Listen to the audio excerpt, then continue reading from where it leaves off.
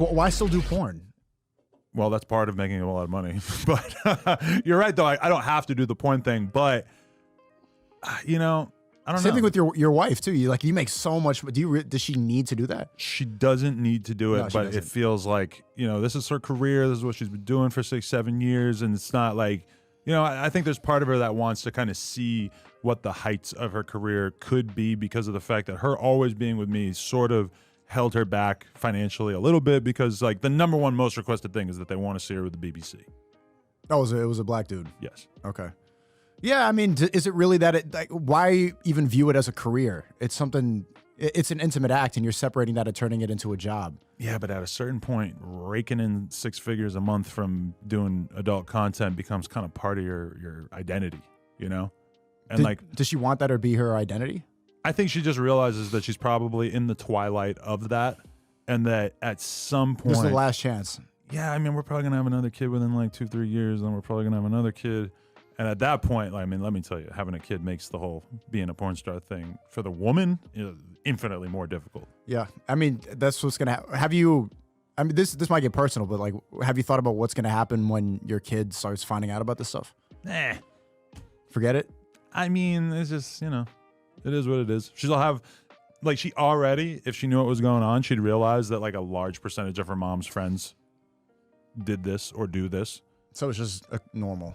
I mean, I just don't think that it'll necessarily carry the same level of oomph once my kid gets to the age where she understands. And obviously you're going to like hide it from her until she is as old as possible so that she'll hopefully be able to kind of get it.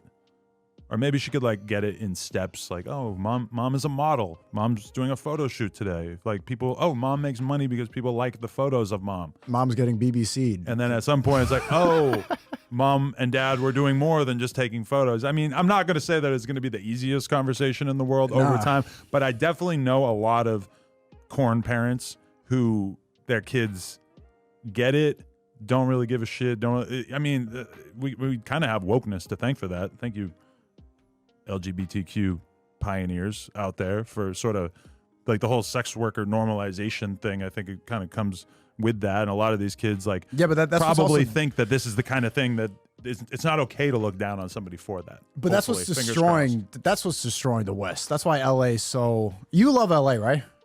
I like the fact that it has the best weather in the country, has the most opportunities. But the for me culture's just personally. like 1 in 3 people, you have no idea what gender they are. They're just walking around and they're just like, what hair do they have? What's their body? They have an Adam's apple and boobs. You don't know. Okay, I can't confirm. These alien people walking around. I can't confirm that ratio, but I will say that I went to the farmer's market the other day, and maybe I saw 100 people at the farmer's market in total. Pretty poppin' farmer's market, so it might be 200. I saw at least 3 trans people.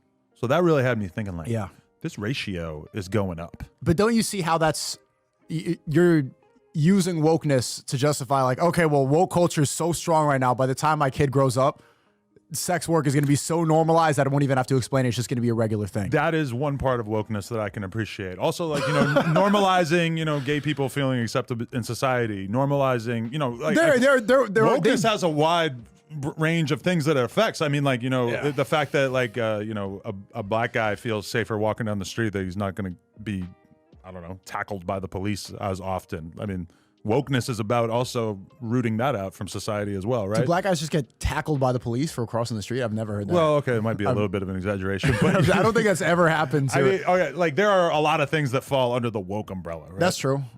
But Good I think those are really overinflated, and the gay acceptance